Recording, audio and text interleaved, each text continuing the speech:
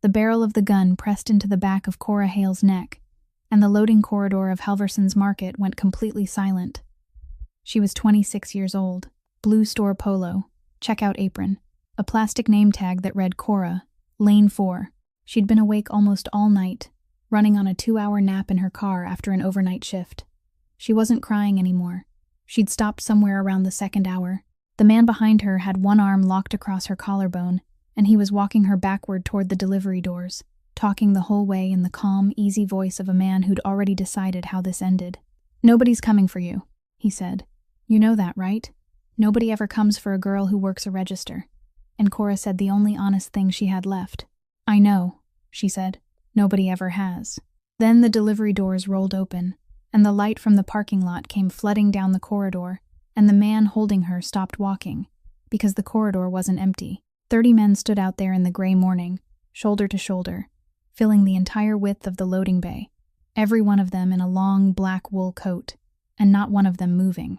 No shouting, no weapons drawn, just 30 men standing perfectly still, the way men stand when they've been told to wait and they've decided to obey. At the front was a man in his mid-30s, dark hair, a hard and unhurried face, wearing no jewelry except a wedding band that wasn't his. He didn't look at the gun once. He looked at her, and behind him, standing unsteadily without the cane he usually relied on, stood a white-haired old man who hadn't been seen in public in years, and whose name half this county still won't say out loud. The gunman laughed. It came out thin. Who are those guys supposed to be? And Cora Hale, 26, cashier at Lane 4, who'd spent her entire adult life being invisible to every single person who walked past her counter, stared down that corridor at a room full of strangers who had come for her, and realized she didn't know the answer either. If you're already leaning in, do us a favor and hit that like button. Share this one with someone who needs a reminder that ordinary people carry extraordinary weight. And subscribe, because stories like this are exactly what we do here. Now let's go back 4 hours, to a Thursday morning that started like every other Thursday, and to the moment Cora Hale unlocked register number 4 for the last time as the woman she thought she was. At 4 o'clock on Thursday morning, Cora Hale locked the door of the office building on Ridgemont Street and paused for a moment on the front steps, the ring of keys still in her hand, listening to the hum of the vacuum cleaner that seemed to remain inside her head, even though she had shut it off 20 minutes earlier. The overnight cleaning shift wasn't difficult. It was simply long. She cleaned 3 floors, emptied every trash can, straightened the chairs in the second-floor conference room where someone always left a paper cup sitting in the exact center of the table, as though waiting for another person to clear it away. And she cleared it away, every night, without complaining once. She drove 2 miles to the parking lot of Halverson's supermarket, pulled into the farthest corner beneath a maple tree, lowered the seat, and slept. She had slept there long enough to know exactly which spot kept the streetlights from shining into her face.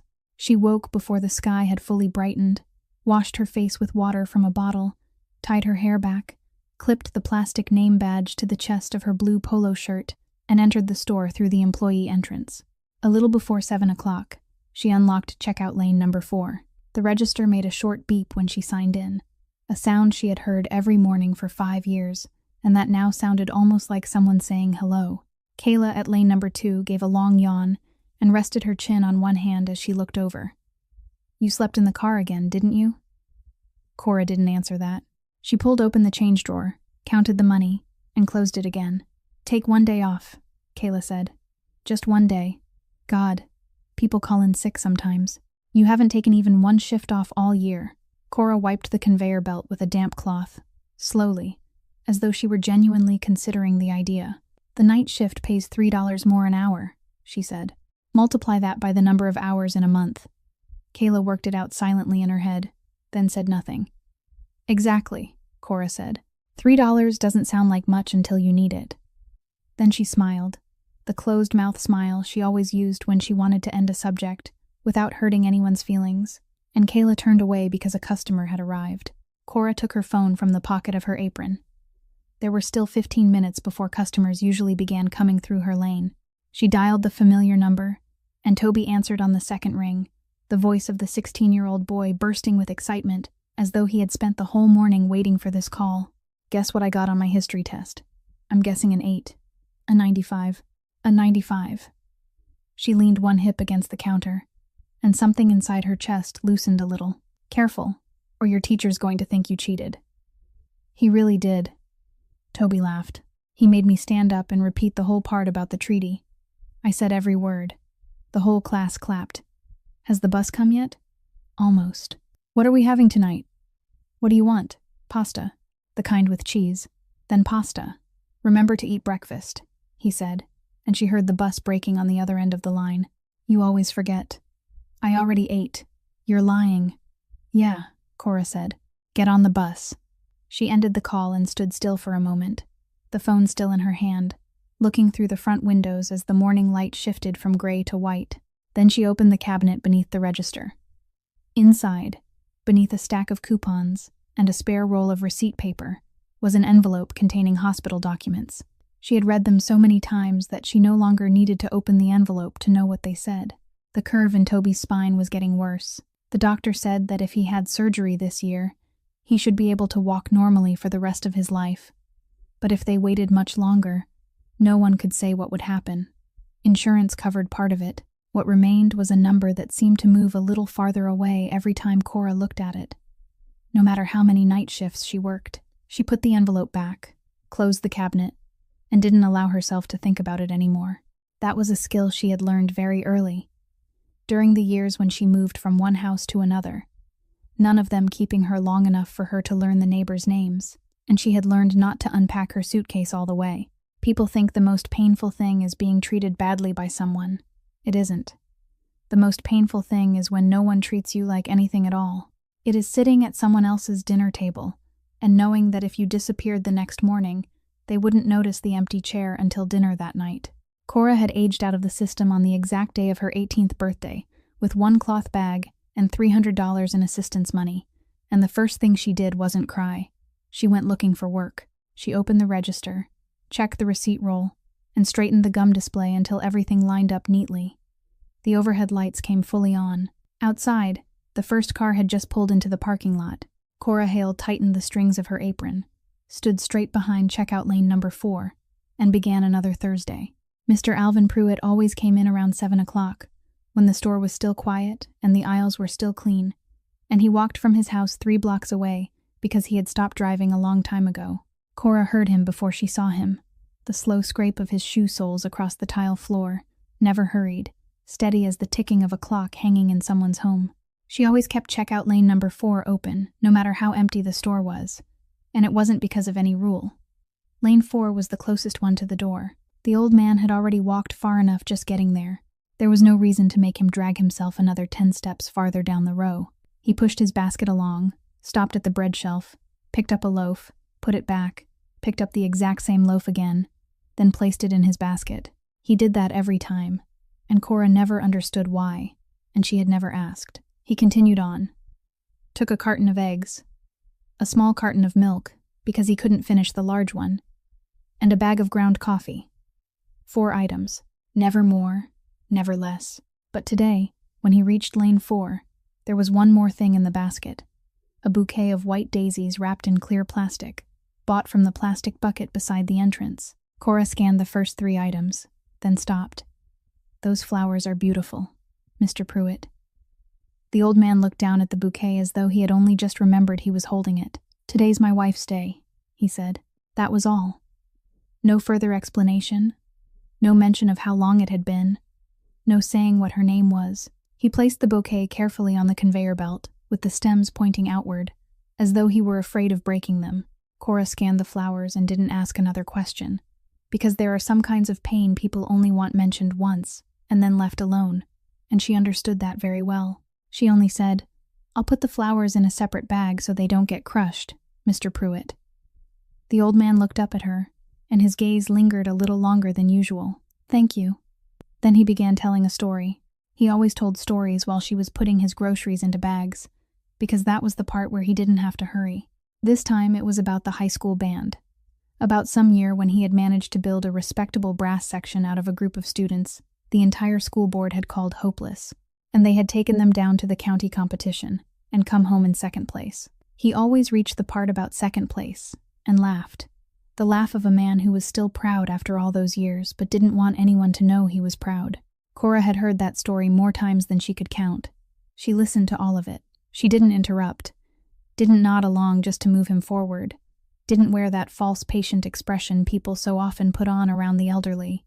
She asked exactly one question at the part he loved most, just as she always did, and he answered as though no one had ever asked him before. Then he stopped in the middle of the story, looked at her, and said something he had never said before. "You're the only person in this town who still calls me by my name." Cora's hand stopped on the handle of the grocery bag. "I'm sorry?" "People call me Sir, old man, the gentleman waiting in line over there." He shrugged, not bitterly, just as though he were talking about the weather. "It's all right, but you call me Pruitt, Mr. Pruitt. It sounds nice." She was about to say something when a sharp throat clearing came from behind him. A middle-aged man was waiting in line, tapping a stack of coupons against the counter. Cora sent Mr. Pruitt on his way with a small nod, and the old man walked out slowly, holding the bouquet of daisies in both arms, as though he were carrying a sleeping child. Then she turned back and began scanning the other customers' groceries. The coupon had expired on Sunday. The register flashed red. "Scan it again," the man said. "I already did, sir. This coupon has expired. I got it from that display right over there." "Sir, they haven't replaced the coupons on that display yet." "I'm sorry." "What's sorry supposed to do for me?" His voice rose, and people all along the checkout lanes turned to look, and Cora felt that familiar sensation, the instinct to make herself as small as possible so someone else's anger could pass over her head without touching her. "Get your manager over here. Just give me a moment, sir." She didn't call the manager. She opened her own wallet beneath the counter, took out the cash, placed it in the drawer, and used her cashier authorization to apply the discount herself, for exactly the amount printed on the coupon. The register beeped, the total dropped, and the man took his bags and walked away without saying another word. Not even thank you. Kayla looked over from lane number 2, her expression dark. "You paid the difference yourself again?" Cora wiped down the conveyor belt. $2, she said. "Nobody's going to die over it." Then she looked up, smiled at the next customer, and asked whether they needed a bag. A few miles east of Halvorsen's supermarket, inside a row of low industrial buildings bearing the sign Marchetti Environmental Cleaning Company, Enzo Ferraro sat at the head of a table in a conference room, with nothing on the walls except a faded map of the county. He was 34 years old, dark-haired, wearing a long black wool coat that he hadn't taken off even though the room was warm, and there was no jewelry on him except a wedding ring worn on the little finger of his right hand. A ring that wasn't his, and everyone in the room knew whose it had been. 6 men sat before him. The one closest to the door was named Dolan. He had worked for the organization for a long time, and Dolan was trying to keep both of his hands still on the tabletop. Enzo didn't ask Dolan a single question. He simply took an envelope from inside his coat, placed it on the table, and pushed it across the wood until it stopped directly in front of the other man. Dolan didn't open it. He didn't need to. "One-way ticket," Enzo said. His voice was no louder than that of someone talking about the weather. "This afternoon's flight. There's money inside, enough for you to start over somewhere farther away than your name can follow." Dolan opened his mouth. Enzo raised 2 fingers, not as a threat, only as a gesture that meant don't. "I don't want to hear your explanation," he said, "and I don't want to hear you apologize. I only want you to understand one thing. If you get on that plane this afternoon, then the last person in this organization who ever speaks to you will be me. If you're still here tomorrow morning, the person who comes looking for you won't be me, and he won't be half as polite as I'm being right now." No one in the room moved. Dolan stood, picked up the envelope, and walked out. The door closed very softly behind him, and for several seconds afterward, no one dared even shift a chair. Enzo turned to the next page in the file before him as though he had simply finished one item on the meeting agenda. "What else?" A man named Sal cleared his throat. "The shoe repair shop on Fielder Street. Mr. Kaminsky. He hasn't paid rent in 3 months, and he doesn't answer when we call." The man beside Sal shrugged. "Let me and Sal go over there and talk to him. One visit and he'll understand." Enzo looked up. "How long did he pay on time before he stopped?" Sal hesitated. "Since the day he opened the shop. Never late once." "Then what's different about the last 3 months?" "I don't know." "You don't know," Enzo repeated, not harshly, simply stating a fact. "Did he call anyone?" "Leave a message." Sal looked down at the table. "Yes. He called the office twice. I didn't call him back." Enzo was silent for a moment. Then he took out his phone, dialed the number right there, turned on the speaker, and the whole room listened as the phone rang until an old man answered with the hoarse voice of someone who hadn't slept properly in many nights. Enzo spoke with him for about 2 minutes, mostly listening. Mr. Kaminsky's son had been in the hospital since the beginning of summer. He had closed the shop so he could go into the city and stay with the boy. He said he was sorry. He said he would sell the sewing machine, and his voice broke on the words sewing machine.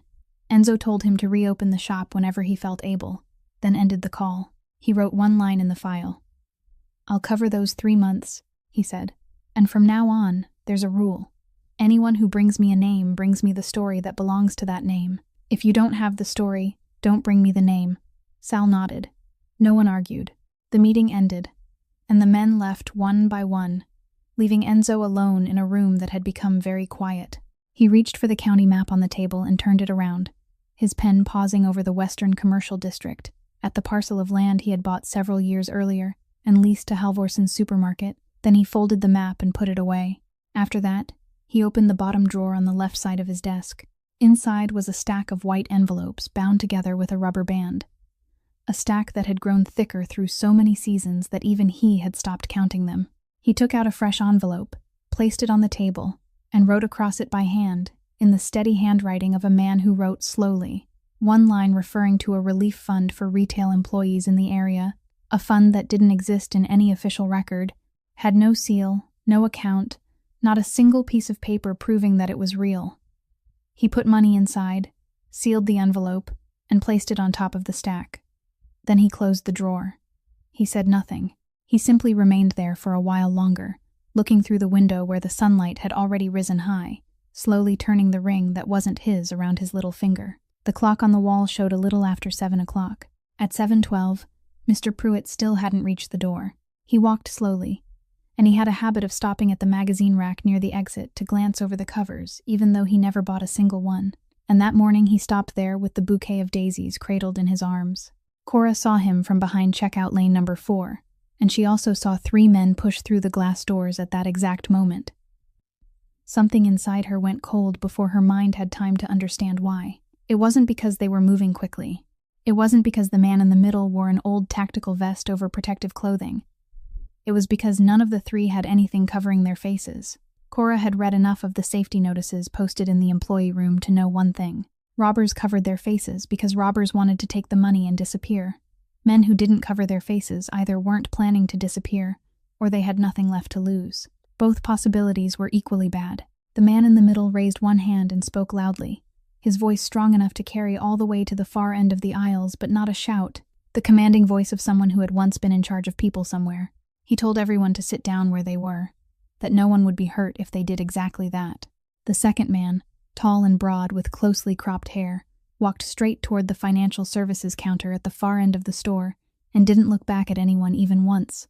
The third man, the youngest, ran to the control panel beside the main entrance and pressed the button that lowered the security shutter. Cora watched him. His hands were shaking. He missed the button the first time and had to press it again, and while the metal shutter screeched slowly downward, his eyes swept across the store without resting on any one person for more than a second, as though looking too long at someone's face would mean remembering it. And he didn't want to remember anyone's face. The shutter touched the floor. The morning light was cut off, leaving only the cold white ceiling lights shining down over the aisles, and the whole store suddenly became so quiet that the refrigeration units in the dairy section could be heard clearly. Cora had 10 seconds. She did 3 things. First, her left hand dropped below the counter, followed the edge of the cash drawer, found the small plastic button mounted underneath that she had never touched once in 5 years, and pressed it. There was no alarm, no flashing light, nothing at all, which was exactly what was supposed to happen, and she had no way of knowing where the signal had just gone. Second, she stepped 2 paces away from the register, reached out, took Mr. Pruitt by the elbow, and pulled him down. Not toward her, not into the middle of the aisle where anyone standing at the far end could see him. She pulled him down beside the low concrete wall, separating lane 4 from lane 3, a place hidden from view from 3 directions, a place where anyone who wanted to aim at him would have to walk all the way around the end of the checkout lane before they could even see him. The bouquet of daisies flattened beneath his arm. He looked at her, and she leaned close, speaking just loudly enough for him alone to hear. "Stay right here, Mr. Pruitt. Don't stand up. Don't call for me. Even if you start feeling dizzy, stay seated. I'll come to you myself." The old man nodded once, and there was none of the panic in his eyes that Cora had prepared herself to handle, only the focused expression of someone who had taught school for 40 years and immediately recognized that the person speaking to him knew exactly what she was doing. Third, she stood upright again, placed both hands on the counter where everyone could see them, and began memorizing. The leader stood in the middle of the store, about 4 long strides from her register, with his back to the entrance. The large man had reached the service counter and was saying something to Warren Tuck, while Warren held both hands up at shoulder height. The youngest man remained beside the control panel near the shutter, his back pressed against the wall, and he hadn't taken another step. Cora counted the people in the store with her eyes, then counted them again to be sure. There was a pregnant woman sitting on the floor in aisle 3, both hands around her stomach. Kayla was kneeling behind lane 2, her face completely white. A young stock clerk sat beside a merchandise cart, breathing fast and shallow, and Cora knew he had asthma, and also knew he usually left his inhaler in his locker instead of carrying it with him. She stored everything in her mind neatly, in order, the way she would record an inventory checklist. The leader turned and looked directly at her, perhaps because she was the only person in the store still standing. "You there?" he said. Cora didn't lower her eyes. "Yes. You work here?" "I'm a cashier. Lane 4. He studied her for another moment, the look of a man who had just realized there was a variable in his plan he hadn't accounted for. "Then come over here." The small plastic button mounted beneath the cash drawer at checkout lane number 4 wasn't connected to the Ridgemont Police Department. Cora didn't know that, and Warren Tuck didn't know it either, and perhaps no one in the entire store knew, because Halverson's supermarket had renewed its security monitoring contract several years earlier.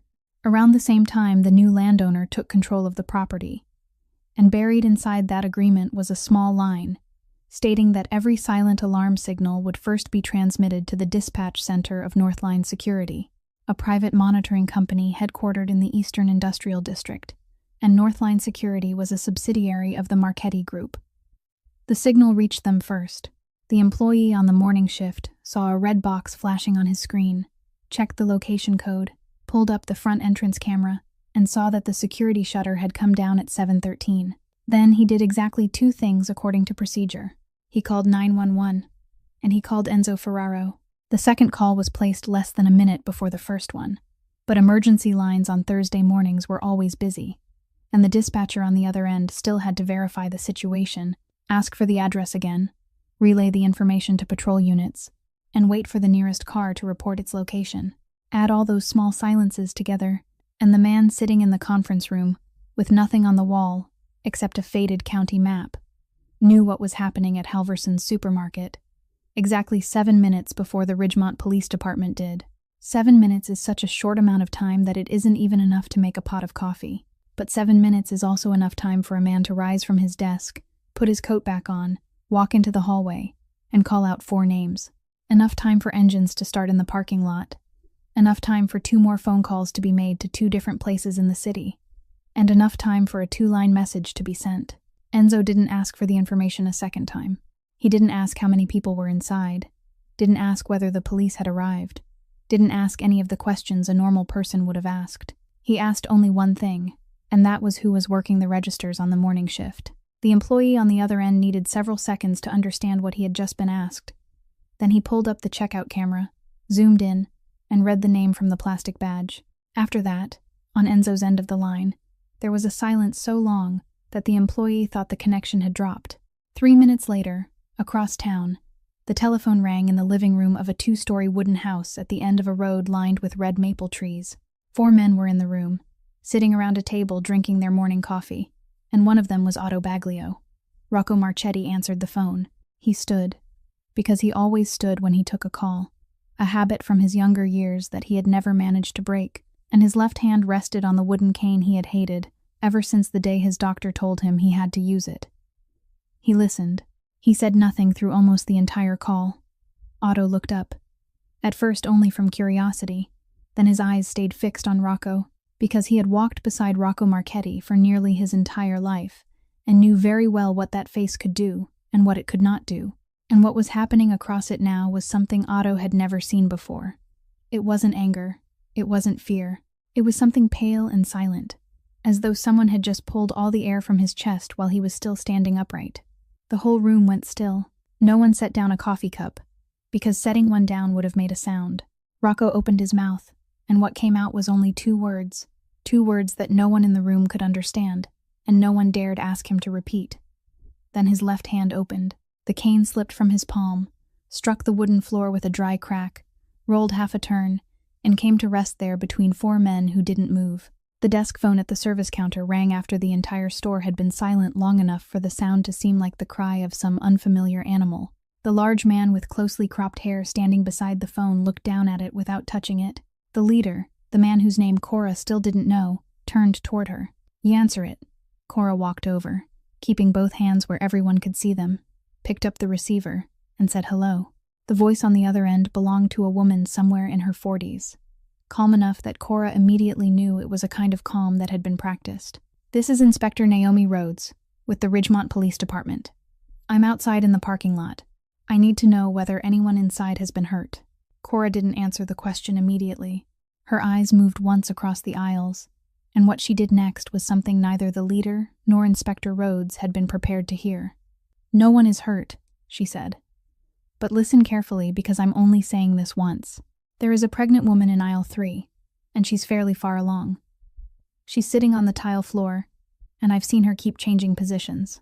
If this lasts too long, I need someone out there who knows how to deliver a baby, not another police car. Beside the stock cart near the warehouse area, there is a young employee with asthma. His inhaler is in his locker in the employee room, not on him. Locker number 14. I can't get it because I can't go over there. He's breathing fast because he's scared, and fear can trigger an attack. And at lane 4, behind the low wall, there is a 76-year-old man with diabetes. He walked here from home this morning and hasn't eaten anything. He needs to eat within 2 hours. I'm not guessing. He tells me that himself every week." The other end went silent.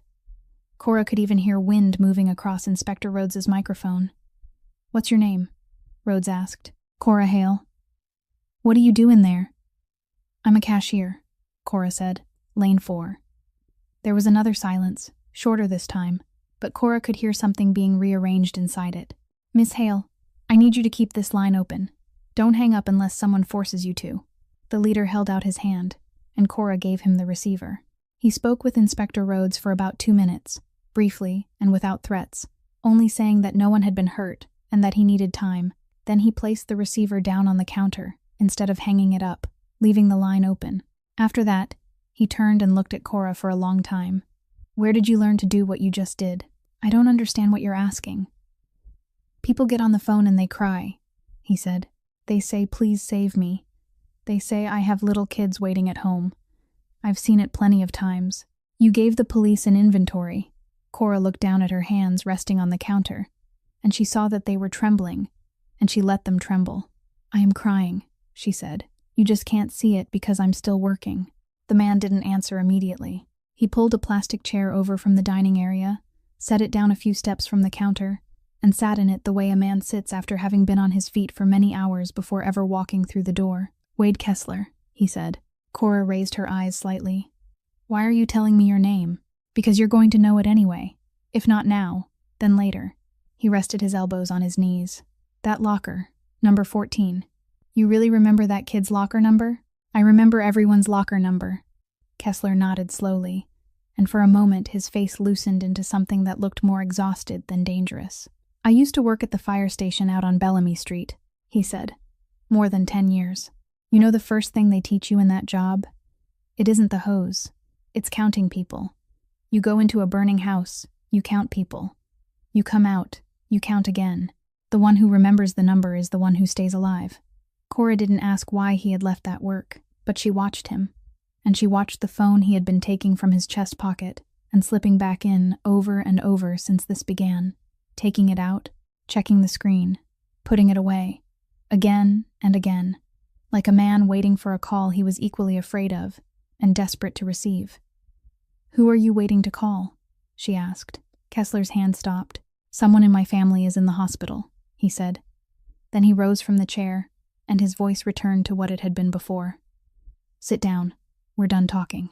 The financial services safe opened a little before 8 o'clock, after Warren Tuck finished turning the combination dial through 3 full rotations, with fingers that no longer seemed willing to obey him. The entire store heard the heavy hinges release. Cora sat on the tile floor beside lane 4 and looked toward the far end of the building, and she saw Kessler walk over, and she saw the large man with the closely cropped hair standing right there, directly in front of the safe, now standing wide open and filled with money. He didn't look inside. He glanced once. Only once. The glance of a man confirming that something he didn't need was exactly where he expected it to be. Then he turned his back on the safe and walked straight toward the checkout lanes. Cora understood before he was even halfway there. Something inside her stomach dropped. He stopped in front of her, and for the first time that entire morning, he looked directly at her. "Stand up." Cora stood. He reached inside his coat and took out a folded stack of papers, old and worn at the edges from being handled again and again. He opened it slowly, then began reading aloud. He read her date of birth. He read the name of the county hospital where she had been born, a hospital that had closed long ago and that Cora had never heard anyone mention. He read a line noting that the records had been sealed by court order. Then he read the birth name written on the document, and that name wasn't Cora Hale. There wasn't a single Hale anywhere on that page. The whole store was silent. Cora could hear the dairy refrigeration units more clearly than she could hear her own heart. "That isn't mine," she said. "It is," he said. "Hale was the name of the 4th family that took you in. You kept it because no one ever bothered changing the paperwork back. You grew up carrying a borrowed last name, and you didn't even know you were borrowing it." Cora didn't answer. She was trying to keep her face still, and she knew she wasn't entirely succeeding. Kessler stepped closer, and his voice was completely different now. "Boyd, what the hell are you doing?" "I'm doing my part," Boyd Ransom said without turning around. "You worry about your safe. The safe belongs to both of us. That was the agreement. That agreement was yours." Boyd folded the paper, slipped it back into his pocket, then continued speaking to Cora as though there were only 2 people in the entire store. "There's someone out there willing to pay for you. Let me make this clear. That money is worth several times everything sitting inside that safe over there. The safe is just gas money." Cora looked into his face and understood that he wasn't lying, and she also understood that this wasn't a robbery that had gone off course. 2 completely different things were happening at the same time, inside the same store, and one of those things had her name at the center of it. Then she did something she hadn't known she was going to do, slowly, so no one would misunderstand the movement. She reached into the lower compartment beneath lane 4 and pulled out a thin notebook with a plastic cover, the cheap lined kind with curled edges. "Do you know what this is?" she said. Boyd didn't answer. "Loss prevention policy," Cora said. "Anyone who walks out of the store without going through a register has to be recorded by the cashier on duty. Time, description, which door. I've been keeping this notebook all year, because if inventory comes up short in any month, they check this book before they check the cameras." She opened it. She didn't have to search for long because she already knew where she had written it. "Last Friday. Man, closely cropped hair, gray coat, came in and left without buying anything. Spent a long time in aisle 6. The Tuesday before that. Same man, same aisle 6. And once before that, I wrote that he stood in aisle 6 looking toward the checkout lanes." She raised her eyes. Aisle 6 is the only aisle in this store with a clear view of lane 4 without shelves blocking it. She closed the notebook. "You've been in here 3 times in 2 weeks. You didn't buy anything. You didn't follow anyone into this store. You were here first." Boyd Ransom didn't move, but something very small passed across his face. The flicker of irritation belonging to a man who had just been read correctly. Wade Kessler, meanwhile, stood completely still. He looked at Boyd, then at the notebook in Cora's hand, then back at Boyd, and Cora saw the exact moment understanding reached him. "This store," Kessler said, his voice suddenly hoarse. "You picked it. You gave me the address. I thought you chose it because it was easy." Boyd finally turned to look at him. "It is easy." Out in the parking lot, the line connected to the service counter had been dead for 10 minutes. Inspector Naomi Rhodes dialed it again for the 4th time, heard the same steady hum of a line that had been disconnected from inside, then set the phone down on the hood of a patrol car, and told the tactical commander she was sending people in through the rear, receiving entrance. That was when the first black car stopped at the edge of the lot, then the second. Then, an entire line of them pulled up along the curb across from the police perimeter, And when the doors opened, no one ran, no one called out to anyone, and no one carried anything in their hands. They simply stepped out of the cars and stood there shoulder to shoulder in long black wool coats, silent as a fence. Rhodes walked straight toward them. "You can't stand here." "I'm standing outside your perimeter," Enzo Ferraro said. "So are my people. No one is carrying anything. If you want to search us, go ahead. I won't object." "I don't have time for this." "Then I'll keep it short." He handed her a sheet of paper folded into quarters. Rhodes opened it. It was a diagram of the building's ventilation system, a technical drawing bearing the maintenance contractor's stamp. The intake vent for the refrigerated section is at the northeast corner. The duct runs along the ceiling above the warehouse corridor. If you send your people in through the rear receiving entrance, they'll enter that exact corridor, and that corridor is only wide enough for one person. There is no cover, no turn, nowhere to step aside, and it opens directly into the middle of the sales floor. If you push people through there, you're not sending them into a rescue. You're sending them through a tube. Rhodes looked up. "Where did you get this?" "And this." He handed her a second sheet. "The second man inside is named Boyd Ransom. Run that name. You'll find he has no criminal record in this state. And you'll also find he doesn't have a job in this state. What your system won't show you is that over the last 3 years, he has taken money from 3 different parties to find people. Not to rob them, to find them. How much longer do you expect me to stand here and believe a man on the other side of my perimeter? You don't have to believe me. You only have to check." Rhodes held the 2 pages, then looked directly into his face. "The first alarm call this morning didn't come from the store. It came from a corporate number. I just had someone trace it. It belongs to your company." "Yes. So you knew about this before I did." 7 minutes, Enzo said. Rhodes stood still. The only sound across the parking lot was the faint crackle of a police radio somewhere behind her. "Explain something to me," she said. "Why does a panic button inside a supermarket report to your company before it reports to my department?" "Because that store's monitoring contract is with my company, and I own the land they're standing on. Every part of that is in public records. Give yourself half an hour and you can verify it." His voice remained completely calm, neither defensive nor evasive. "Inspector, I'm not asking you to take my word for anything. I'm telling you one thing. How long does it take you to get authorization to dig into a name? 4 hours? 6? I don't have to ask anyone. That's the entire difference between us this morning. And inside that store there is someone sitting on a tile floor who has no idea how much time she has left." Rhodes didn't answer immediately. She had been a police officer for 19 years. She knew exactly where she was standing and exactly who the man in front of her was.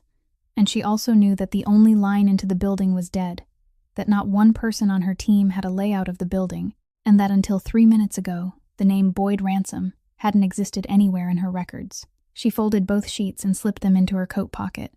"Your people stay exactly where they are. No one crosses that line. Anything you want to tell me comes through me, not through anyone else." "Agreed. And Mr. Ferraro." She looked back at him. "If I find out you knew about this before that alarm button was pressed, I'll put you in handcuffs right here." "You should," he said. Rhodes turned away. Enzo remained standing there alone, and behind him he heard the metallic rattle of something unfolding. Someone had opened a folding chair and placed it beside the curb behind the silver-haired man with the cane standing at the end of the line of cars, and the man didn't sit down. Otto Baglio walked over beside Enzo without looking at him, his eyes still fixed on the store, and spoke very quietly. "He shouldn't be standing outside for this long." Enzo didn't answer. He only turned his head and looked back once, very quickly, then faced forward again. Cora noticed before the old man had time to call for her. She was sitting with her back against the base of the checkout counter when she heard the rhythm of his breathing change behind the low wall, and she turned her head and saw beads of sweat forming across Mr. Pruitt's forehead, even though the store was cold. Saw his hand trembling violently on his knee in a way that didn't look anything like fear. She crawled over to him. "Mr. Pruitt, look at me." The old man's eyes were a beat slower than usual in finding her face. "I feel a little strange," he said, and his voice faded on the final word. Cora turned sharply. "Mr. Kessler." Kessler rose from the plastic chair. "His blood sugar is dropping. I'm not guessing. I can see it. He needs sugar right now. And he needs someone who knows how to check him, not a cashier handing him a carton of orange juice and praying." Boyd Ransom called from the far end of the store. "Nobody leaves through that door." Cora stood up. She straightened her back and spoke to Boyd, not Kessler, because she knew perfectly well who was really making the decisions inside this store. "Trade me for him." Boyd turned around. "You already told me," Cora said. "There's someone outside willing to pay to have me. Several times more than what's in that safe over there. Those were your exact words. So do the math. How much is a 76-year-old man about to pass out on a grocery store floor worth in your equation? You push him out the door, you keep me, and you still have exactly what you came here to take. But if he dies in here, everything outside changes, and you know perfectly well which way it changes." Boyd looked at her for a long time. Then he shrugged, the exact shrug of a man who had finished adding and subtracting in his head and decided the numbers worked in his favor. "Raise the shutter half a yard." Kessler went to the refrigerated case, brought back a carton of orange juice and a package of crackers, tore the package open first, and handed both to Cora. She helped the old man sit with his back against the wall, gave him the juice in small sips, one hand supporting the back of his neck, talking to him about nothing in particular, in the same steady voice she used when counting change for customers. A few minutes later, Mr. Pruitt was able to lift his head again. The security shutter screeched upward, slowly pulling away from the floor, and a strip of white morning light spilled inside, cutting across the tile. Cora helped Mr. Pruitt toward it. He walked more slowly than usual, and she matched his pace without rushing him even once. When they reached the opening, the old man stopped. He turned toward her and took her hand between both of his, the grip of an elderly man, all bone and skin and surprisingly strong. "Miss Hale," he said. "Go on, Mr. Pruitt. There's someone outside to help you. I'm only going to say this once, then I'll go." He drew a breath, and she waited. "I taught school in this town for nearly 40 years, he said. "More than 2,000 children passed through my classroom. I remember all of them. I'm not bragging. I really remember. I remember who sat in which chair, who came in wrong on which measure. Now I walk down the street and people call me Sir, old man. I don't have children. My wife is gone." His hands tightened around hers. "There's only you. Every Thursday. You call me by my name. You listen to that same worn-out story of mine from beginning to end, week after week, and not once have you looked at the clock." Cora couldn't say anything. "People think the thing they're most afraid of is dying," the old man said. "It isn't, Miss Hale. It's living for years longer after no one remembers to call you by your name." Then he released her hand, bent down, and ducked beneath the opening. Outside, the brightness made him squint, and he stumbled, and someone stepped forward to catch his elbow before he could even lose his balance. A man in a long black wool coat. Enzo Ferraro looked at that face for about 2 seconds, and then something inside him stopped. "Mr. Pruitt," he said. The old man looked up. He narrowed his eyes against the sunlight and studied the face of the man holding his arm, and the entire parking lot seemed to wait in silence. And then that aging memory found what it needed. Not a name, but something else. "Trombone," the old man said. "Third chair, back row." He nodded slowly, certain now. "You came in half a beat late at the end. Every single time." Enzo Ferraro, a man whose name no one in the entire county dared say too loudly, stood in the middle of that supermarket parking lot, unable to speak. Then he lowered his head. "Yes, sir," he said. "Every single time." The security shutter came down again behind Mr. Pruitt, and Boyd Ransom stood at the opening looking outside for several seconds before it closed completely. He had seen it. He had seen the man in the black coat step forward to steady the old teacher, seen the way the entire line of men behind him stood still and waited for him to turn back, seen the silver-haired old man with the cane at the far end of the line of cars. And Cora, standing a few steps away, saw the exact moment something inside Boyd's mind began calculating everything from the beginning. He turned toward the dead desk phone, ripped the cord from the wall jack, then took out his own phone and called outside. He didn't ask for Inspector Rhodes. He told her to put the man standing beyond the perimeter across the road on the line. "I know who you are now," he said when someone answered. "I've got 6 people lying on the floor in here. 6. I'll trade all 6 of them for you alone." Rhodes seized the phone. "Mr. Ransom, I'm the inspector in charge of this scene, and I'm telling you that isn't going to happen. Ask him before you answer for him. No one is walking into that store." "Inspector," Boyd said, and he sounded almost amused. "What do you think I'm keeping those 6 people for? A pregnant woman, a kid who can barely breathe, another cashier, and a few people from the morning shift. Add up all 6 of those lives, and what do you get? Nothing. No one is paying a cent for any of them. But that man standing out there is different. That man has value. I make a living putting prices on people, ma'am. And this morning I just found the bargain of the year. Rhodes covered the mouthpiece and turned toward Enzo. You heard him. He isn't making this trade because he cares about anyone. He's making it because he thinks you're worth more. I know, Enzo said. If you go in there, I lose the last line of communication I have, and I gain another hostage. Except that hostage is someone half this state cares about. If you go in, I don't get to rescue anyone anymore. I have to rescue you too. 6 people get out, Inspector. Once those 6 are out, he still has Miss Hale. You think he's going to release her? No, Enzo said. I don't. Then what are you going in there for? Enzo didn't answer that question. He took off his black wool coat, folded it, and handed it to Otto Baglio. He took his phone, wallet, and car keys from his pockets and placed all of them on the hood of the police car in front of Rhodes. Then he lifted both sides of his shirt and turned slowly in a full circle so everyone watching could see clearly. Have your people search me, he said. I don't want anyone saying later that I carried something in there. Mr. Ferraro. Rhodes stepped closer and lowered her voice. And for the first time that morning, she no longer sounded like an inspector controlling a scene. She sounded like a person trying to stop someone from doing something reckless. I'm not giving you permission to do this. You're not giving me permission, he said, but you can't stop me either.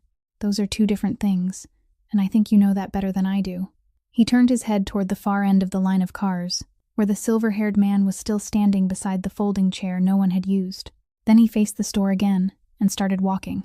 Otto followed for 2 steps before stopping because Enzo made a very small motion, with one hand telling him to stay back. The shutter rose about 3 feet. Enzo Ferraro bent down and went underneath, empty-handed, both hands held in front of his chest where everyone could see them, and behind him 6 people crawled out one after another into the light, the pregnant woman supported by 2 police officers, the young stock clerk wheezing on a stretcher, Kayla walking while turning her head again and again to look for Cora and not finding her. The shutter came down. Inside, only the refrigeration units could be heard. Boyd forced Enzo down aisle 4 toward the far end of the store, made him sit on the tile floor beside a steel shelving unit bolted to the ground, then locked one cuff around his left wrist and the other around the metal frame. The steel tightened with a dry click. Cora stood several steps away, looking at the man who had just walked into this place of his own free will, unable to understand why he had done it, and she still had no idea who he was. The handcuff was too tight, and after about half an hour, the skin around his wrist had already turned red and begun to scrape raw in one place. Cora noticed. She asked Kessler one short question. Kessler shrugged, and that was enough. She walked over, crouched beside the shelving unit, untied the strap from her apron, and slipped it between the metal cuff and his wrist, wrapped it around twice, then tied it in place. Move your fingers. He moved them. All right? She started to stand. Stay here a little longer, he said, very quietly. I need to tell you something I don't want to say out loud. Cora sat down fully, turned her back toward the far end of the store, and pretended to be adjusting the knot. That man over there, Enzo said. He isn't working for anyone. You're sure? Since he cuffed me, he's asked me 4 questions. He asked how many cars are outside. He asked where the police are positioned. He asked whether I brought cash with me, and he asked who would pay if he called my people. He paused. Do you notice what's missing? Cora thought about it. I don't know how this kind of thing works. You don't need to know how it works to see it, he said. A man working for an organization always asks the same first question. He asks what I know. He wants to know who I've spoken to, what documents I have, whether I've given anything to the police, because that organization is afraid of what's inside my head. But he hasn't asked me a single word about any of that. He's only asked what I'm worth. Cora looked up at him, and for the first time that morning, she studied the man carefully. So what does that mean? It means someone hired him to track you down, but he couldn't grab you quietly in your car at night because my men were already secretly watching the lot. So when he found out Kessler was planning this robbery, he piggybacked on it to create public chaos and slip past our security. Now he's abandoned his client and is doing business strictly for himself. He'll change his mind the moment someone offers a better price. Cora was quiet for a while. Then what am I supposed to do? Watch his phone, Enzo said. Not when he makes a call. When someone calls him. If someone calls and he refuses to answer, or he answers and hangs up quickly, tell me immediately. I'll watch the other man. He's starting to shake. She bent down and retied the apron strap just to give her hands something to do. Then she asked without looking at him, "Who are you?" "Enzo Ferraro." "That doesn't answer what I asked."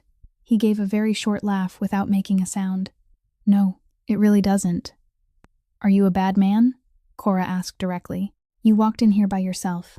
No one forced you. All those men in black coats outside are standing there waiting for you to come back out. You're not a police officer. You're not a lawyer. And when Mr. Ransom saw you, his eyes lit up like he was looking at money. So I'm asking you seriously. Are you a bad man?" Enzo looked down at the wrist wrapped with her apron strap. He didn't answer right away, and when he finally did, he didn't try to make himself sound better than he was. "I've never taken a life," he said. "That's true, and I'm not saying it to brag, because it isn't much of an accomplishment. But I've cost a lot of people their jobs. I've taken people's homes, taken their stores, pushed people out of places they thought belonged to them. And for many years, I did those things, went home afterward, and slept perfectly well." He looked up. "You asked whether I'm a bad man. The truthful answer is that I used to be. Now I'm only a man trying not to become that thing again. You can believe me if you want. If you don't, that's all right too." Cora looked at him for a long time. "Then why did you come in here?" He opened his mouth, and she saw it clearly, very clearly, the moment he was about to say something, saw it rise all the way into his throat, saw even the corners of that usually unreadable face soften around the eyes. "Because I know you," he said. Cora froze. "We've never met." "No," Enzo said. Then he turned his face away and looked toward the far end of the aisle. "We haven't," and he didn't say anything more. Close to 9 o'clock, the phone in Wade Kessler's chest pocket rang. He was standing at the end of aisle 4, and Cora saw his whole body go rigid before his hand even reached for it. He took the phone out, looked at the screen, and something in him changed completely. Cora couldn't read the name displayed there, but she didn't need to, because all morning he had taken that phone out and put it back countless times, and this was the first time it had actually rung. He stepped behind the shelves to answer, away from everyone else. But the store was silent, and in that silence a few yards of distance couldn't hide much. Cora heard him say hello, then she heard him say, "Yes, I'm her husband."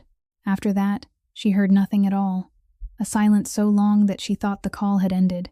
And throughout that silence, Boyd Ransom was still searching through something at the service counter without once looking up.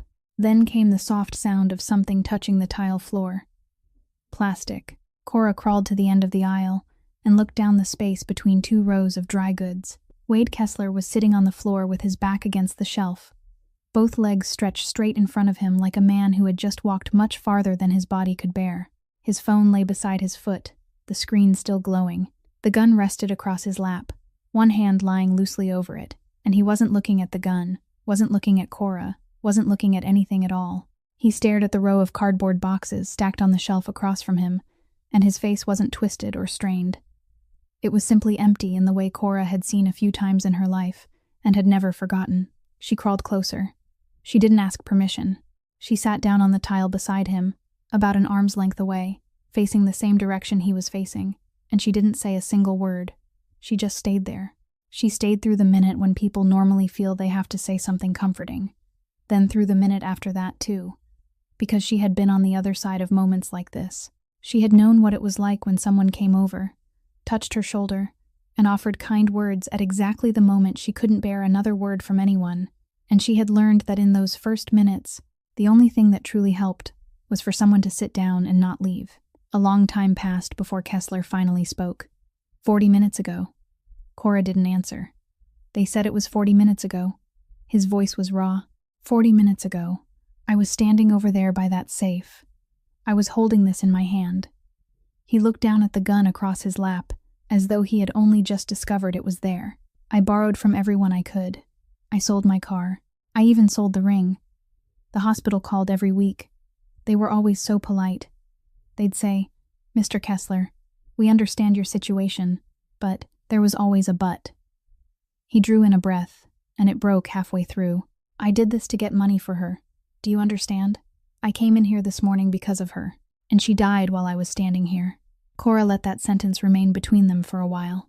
Then she spoke in a perfectly ordinary voice, neither rising nor falling. Mr. Kessler, I'm going to tell you two things, and I need you to hear both of them, instead of only the one you want to hear. He didn't turn his head, but he was listening. First, your wife didn't die because you didn't have enough money. She died because she was sick. Those are two different things, and you'll spend the rest of your life trying to separate them if you don't start separating them now. Money can buy more time. Sometimes it can, sometimes it can't. But what took her was the illness inside her body, not the wallet in your pocket. You didn't kill your wife. You don't have that kind of power. None of us do. And taking that guilt onto yourself won't give her even one more minute of life. Kessler breathed out, long and uneven, and his shoulders began to shake. Second, Cora said, I'm sitting here because you're hurting. That's all. Me sitting here doesn't mean I forgive you. And don't confuse those two things. This morning you pointed a gun at people who had never done anything to you. A 22-year-old girl was carried out of this store shaking so badly she couldn't stand. You did that. And it doesn't disappear just because you lost someone today, too. She turned and looked directly at him. Those two things have nothing to do with each other, but they're both true at the same time. And I'm still sitting here. Cora heard the second phone ring of that morning while she was still sitting on the tile floor beside Wade Kessler, and she immediately remembered what the man handcuffed at the far end of the store had told her. Not when he makes a call, when someone calls him. She looked up. Boyd Ransom was standing at the service counter, and he pulled the phone from his pants pocket, looked at the screen, and didn't answer. He let it ring. It rang through once, went silent, then started ringing again immediately. Only the second time did he answer, and he walked a few steps away and turned his back. But he didn't lower his voice, because he no longer saw any reason to lower his voice for anyone inside that store. I'm busy, he said. Then silence. Then he laughed, a short sound through his nose. No, you listen to me. You hired me to find her. I found her. That part is finished. Now we get to my part. Silence again. Cora could hear a shrill voice coming through the other end. Couldn't make out the words, only that the person was shouting. You're telling me to pull out? Boyd said. What do I get if I pull out? You paid me a finder's price. Right now I'm sitting on something worth several times what you paid. You think you're the only one who wants her? I've already called 2 other places. One of them offered twice what you did without even needing to see her face. The voice on the other end shouted again. Boyd listened to one more sentence, then spoke slowly, almost with boredom. Old man, there's one thing you've got wrong. I was never your man. I'm my own man. Then he ended the call. He shut the phone off completely, removed the battery, and tossed the phone into the trash can beside the counter. At the far end of the store, the man handcuffed to the shelving unit raised his head and met Cora's eyes, and both of them understood that what had just happened wasn't good news. A few miles away, in a room with windows overlooking a garden, the steady tone of a disconnected call sounded through the air. The man sitting in the wheelchair kept the receiver pressed to his ear for several more seconds, as though holding it there might somehow reconnect the line. It didn't. He dialed again. The phone reported that the number couldn't be reached. He tried again. The same thing. He dialed a third time, then a fourth, and his elderly hand began trembling so badly that he pressed the wrong number.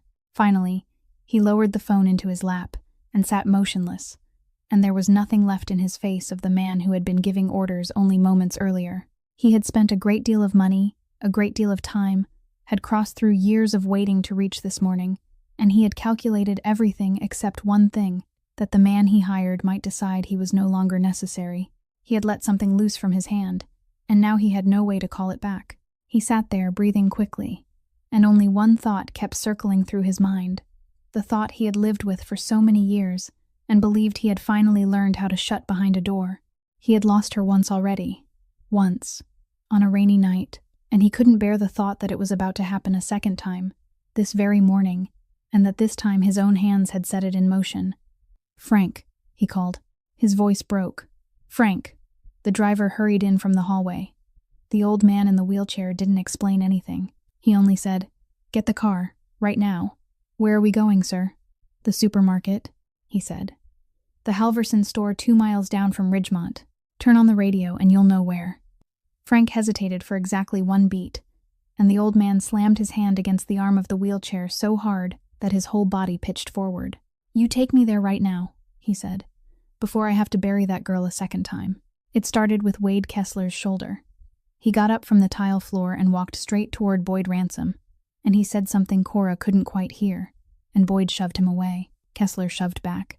The two grown men collided at the end of aisle 7, right beside the glass wall of the refrigerated section, and while they struggled, one of them swung an elbow into the exposed brass valve assembly on the refrigerant line running along the base of the wall. There was a crack, then a long, high-pitched hiss, and a stream of white vapor burst out close to the floor and spread like fog. The alarms in the ceiling began screaming.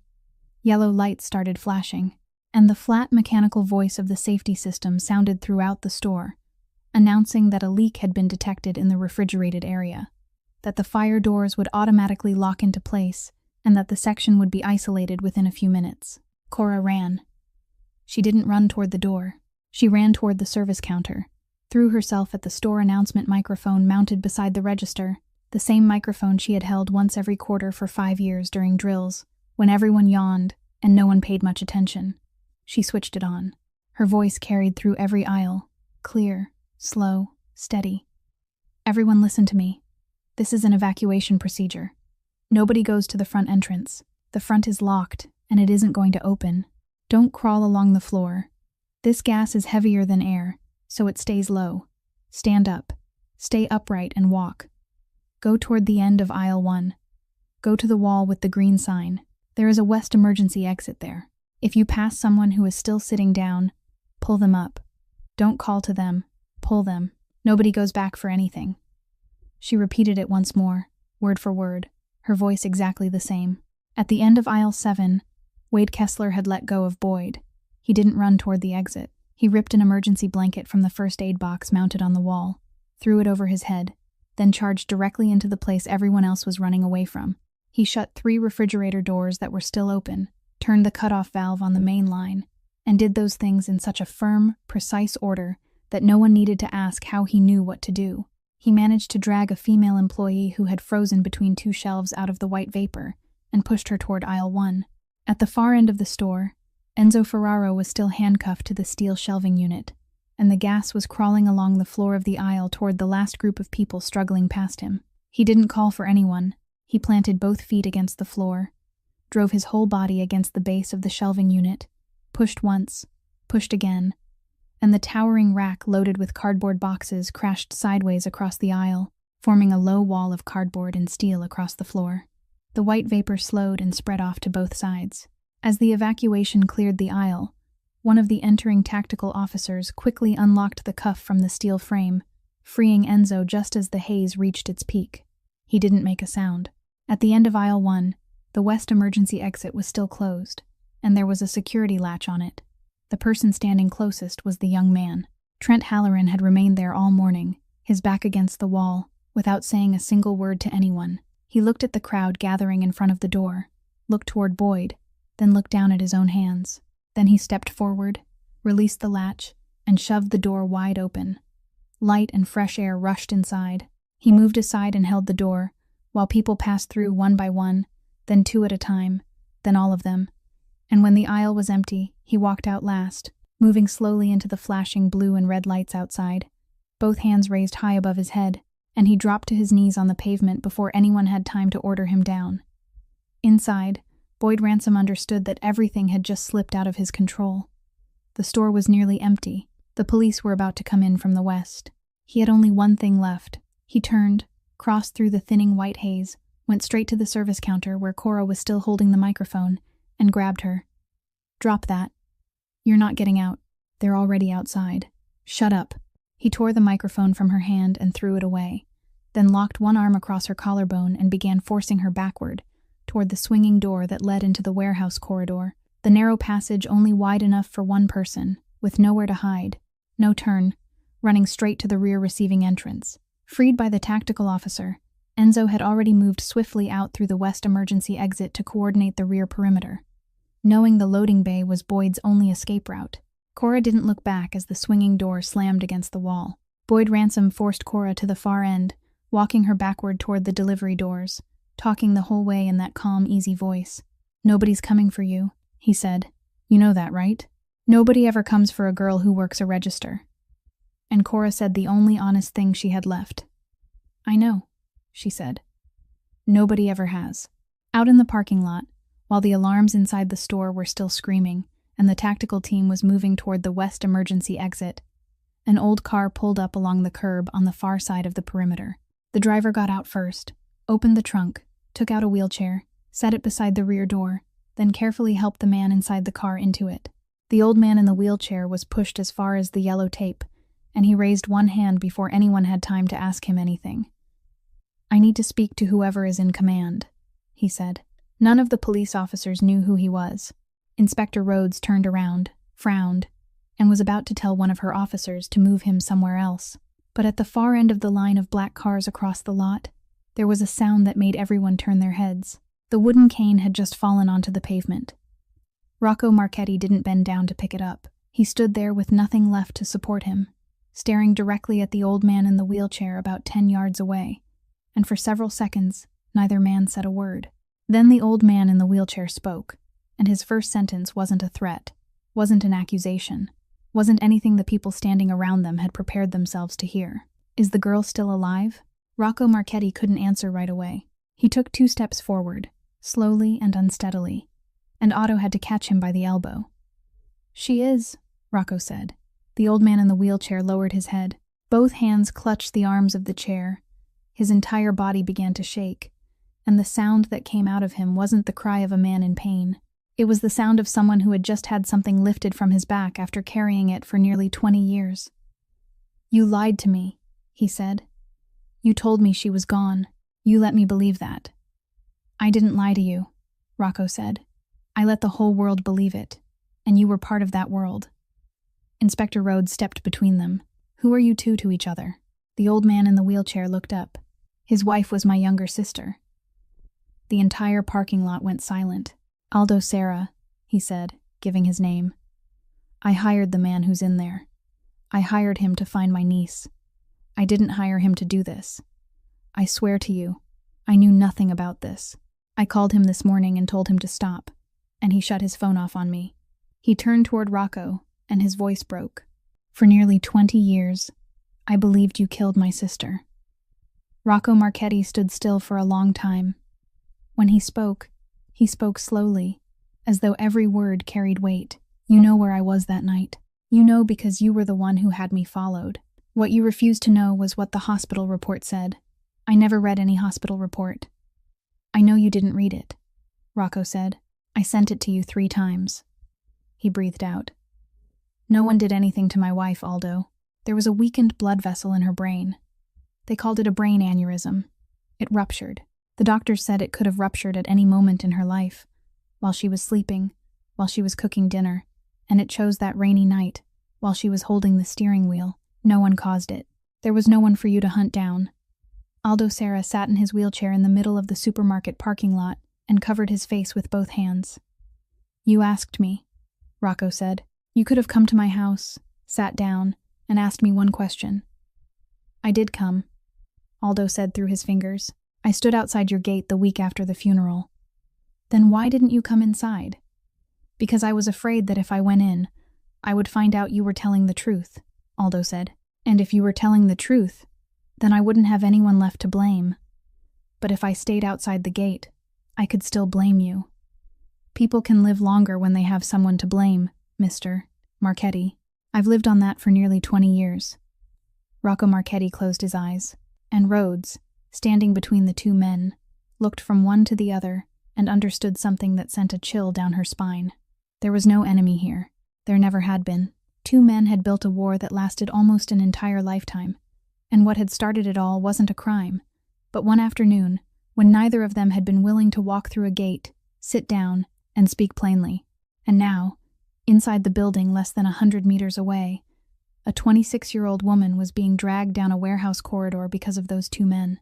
Then Boyd hit the control button, and the heavy receiving area shutter screeched upward. As the light from the parking lot came flooding down the corridor, the man holding her stopped walking, because the corridor wasn't empty. 30 men stood out there shoulder to shoulder in long black wool coats, completely silent. At the front stood Enzo Ferraro alongside Rocco Marchetti, standing unsteadily without his cane. Boyd Ransom stared down the bay, let out a thin laugh, and whispered, "Who are those guys supposed to be?" That single half-second of absolute shock was all the tactical team behind him needed. They pulled Cora safely out of his grasp and slammed Boyd face down onto the concrete floor. When they hauled him to his feet, the only other thing he said was a question about who was going to pay him now, and no one bothered answering. Cora walked outside on her own 2 feet. Someone draped a silver emergency blanket over her shoulders, and she let them.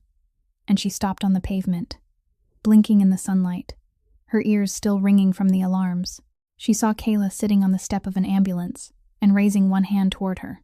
She saw Wade Kessler sitting on the curb between 2 police officers with his head bowed. She saw the man in the white shirt, his wrist still wrapped with the strap from her apron, being helped out through the west door. And she saw, on the other side of the yellow tape, a silver-haired old man standing without a cane and staring at her. She walked toward him. He didn't move to meet her. They stopped about 3 steps apart, and neither of them reached out a hand, and neither of them embraced the other. "Miss Hale," he said. "Who are you?" Rocco Marchetti. The name meant nothing to her, but the way he said it, the way everyone around them went quiet when he said it, did. "You're my father," she said. It wasn't a question. She had put enough pieces together during the past several hours, and she had finished putting them together while she was still inside the warehouse corridor. Rocco Marchetti nodded once. "Yes." Cora stood there holding the edge of the silver blanket, and there wasn't a single sentence in her mind. Then she asked the only question that managed to rise to the surface. "Do you know when my birthday is?" "Yes." "Can you say it?" He did, without hesitating for even a moment. Then he continued, and his voice grew rough. "The year you turned 7, you were living in the house on Aspen Street. They had your birthday in the backyard, with a table set beside the fence. When you turned 11, they took you to a restaurant downtown. You wore a yellow sweater. When you turned 15, no one did anything. You walked home from school alone carrying your gym bag." Cora couldn't breathe. "You were there?" "I was across the street," Rocco said. "Every time, I was across the street." She stood completely still for a long time. "Then why didn't you cross it?" The old man reached toward the place where his cane should have been, found nothing there, then lowered his hand again. "Because of my name," he said. "You grew up carrying a borrowed last name. I knew that. You went from one house to another. I knew that too. I knew everything. And I sat in a car across the street and watched. And I told myself the girl was suffering, but the girl was safe. Because the day I crossed that street and called you my daughter, you wouldn't be just a child anymore. You would become Rocco Marchetti's daughter. And Rocco Marchetti's daughter would have value. There would be people who wanted to find her. People who wanted to use her." He breathed out. "This morning I was sitting at home when someone called me, and I understood that I had been wrong all those years. What I thought was protection turned out to be erasing you. I kept you safe by making sure no one in this world knew you existed. Not even you." Cora looked at him. Something rose in her throat and she swallowed it back down. "I don't forgive you," she said. "I can't say that today, and maybe I'll never be able to say it. You stood across the street while I sat at other people's dinner tables, and no one asked me how school had been that day. That's true, and it doesn't disappear." "I'm not asking you to forgive me," Rocco said. "I don't have the right to ask. But I'll have dinner with you," Cora said. "Once. I can only promise once." Rocco Marchetti nodded, and something in his eyes seemed to break apart and then pull itself together again very quickly, the way men of his generation had learned to do. Cora turned away. She had taken 3 steps when Otto Baglio lightly touched her elbow, and he didn't look at her, and he spoke very softly, only one sentence. "You should have dinner with him more than once, Miss Hale. He doesn't have many meals left." Toby's surgery took place on a Tuesday morning, and when they brought him back to his room, the first thing he did after he was fully awake was demand pasta with cheese. Cora told him the hospital didn't have it. He said then she should go buy some. A few weeks later, he could walk the length of the hallway without holding on to anything, slowly but straight, and he walked right into the kitchen, leaned against the doorframe, watched his sister washing dishes, and said that now he was half a head taller than she was. So from now on she had to ask him whenever she needed something from the upper cabinets.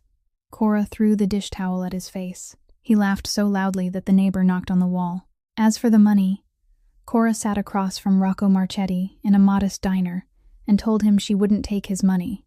Not a single dollar, not to punish anyone, but because she had been standing on her own feet for too long and no longer knew how to stand any other way. But she wouldn't return the deposit that had already been paid to the hospital, because that money wasn't for her. The old man nodded and didn't argue once, and he paid for that meal in cash, and she let him.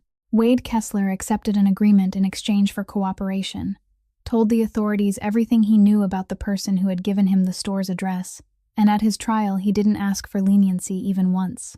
Trent Halloran received probation along with community service, and in his case file there was a handwritten letter asking the court for mercy, signed by a witness to the incident who stated clearly that the young man had been the one who opened the emergency exit at aisle 1.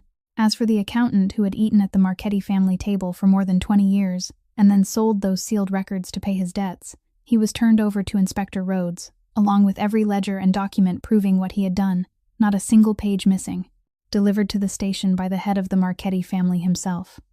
And then came another Thursday morning. Cora unlocked checkout lane number 4 a little before 7 o'clock, and she heard the slow scrape of shoe soles across the tile before she saw anyone. "Mr." Alvin Pruitt pushed his basket toward her. Exactly 4 items. The loaf of bread picked up, put back, then picked up again just as always. But today there was one more thing in the basket. An envelope. He placed it on the conveyor belt. "I can't scan this one, Mr. Pruitt." "Open it." Inside were several typed pages from the school office. A small scholarship, funded with the retirement money of a former teacher, for students at the school who wanted to learn a musical instrument their families couldn't afford to buy. Cora read down to the line giving the scholarship's name, and her hand stopped. It was called Checkout Lane Number 4. "Mr. Pruitt." "They asked me what I wanted to call it," the old man said. "I told them to write exactly that." "Why?" "Because someday I want some kid holding that paper to have to ask." The old man pushed his basket away. "And then somebody will tell them the story." He reached the door, stopped beside the magazine rack as he always did, glanced over the covers without buying one, then walked away. Near noon that day, the line at lane 4 grew to 4 or 5 people. Cora scanned groceries, handed over bags, counted change, asked everyone whether they needed a bag. Then she looked up and saw the man standing at the end of the line. He wasn't wearing the black wool coat, just an ordinary shirt with the sleeves rolled up, and on his left wrist there was still a thin scar that hadn't completely faded. He didn't step ahead of anyone. He stood exactly where he belonged and waited for the 4 people in front of him, holding a plastic basket in one hand. When it was finally his turn, he placed a loaf of bread, a carton of eggs, a small carton of milk, and a bag of ground coffee on the conveyor belt. Exactly 4 items. Cora looked down at the conveyor belt, then looked up. Enzo Ferraro didn't explain anything. He simply stood there with both hands resting on the basket handles and waited for her to scan them. Every day, we pass dozens of people without once looking closely at their faces. The cashier hands us our bag of groceries, the person cleaning the hallway at 4 o'clock in the morning, the old man who buys exactly 4 things every Thursday and tells the same old story again and again. We think they are simply part of the scenery, but no one is ever just part of the scenery. Behind every plastic name badge is a human life carrying burdens we are not allowed to know about, and most people carry those burdens far more quietly than we ever imagine. Today's story leaves us with several things worth carrying home. Protecting someone by erasing them from the world isn't protection. It is only fear given a more beautiful name, and the person who pays the price is always the one who was never given a choice. Some hatred lasts almost an entire lifetime, simply because 2 people refuse to walk through a gate, sit down, and speak honestly with each other. So if there is someone you're still angry with today, ask yourself truthfully whether you have ever asked them one kind and sincere question. And finally, having a powerful name doesn't make anyone strong. What makes a person strong is remaining where they are needed when everything begins to fall apart, still remembering to call an old man by his name, still asking whether he has eaten. That quiet kindness is what keeps this world warm. If this story touched your heart, please subscribe to our channel, press the like button, and share it so that every day we can continue listening together to more meaningful stories. How do you feel about today's story? Please leave a comment, because we truly want to hear what comes from deep within your heart. We wish you good health, peace, and happiness every day. Goodbye for now, and we'll see you again in the next video.